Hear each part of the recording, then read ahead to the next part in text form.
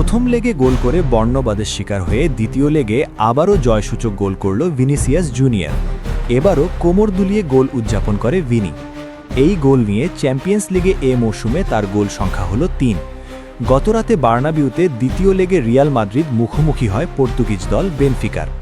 Thibaut কোর্তোয়ার অসাধারণ save এবং Madrid ফুটবলারদের দারুণ পারফরম্যান্সে ২-১ গোলে জয় পায় রিয়াল মাদ্রিদ। ম্যাচের শুরুতেই ১৪ মিনিটে গোল করে বেনফিকার রাফা সিলভা।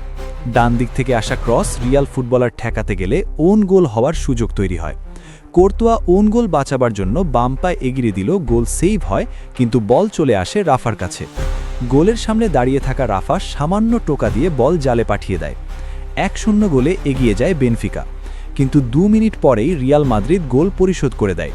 মাদ্রিদ মিডফিল্ডার চুয়োমানি বেনফিকার ডি বক্সের ওপর ফাঁকায় বল পেয়ে কার্লিং শটে গোল করেন। ম্যাচ ১-১ গোলে সমতা।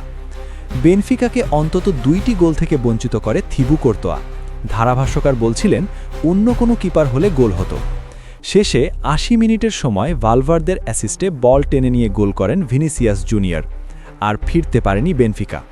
রাউন্ড অফ 16-এ রিয়াল মাদ্রিদ ম্যান অথবা স্পোর্টিং লিসবনের মুখোমুখি হবে।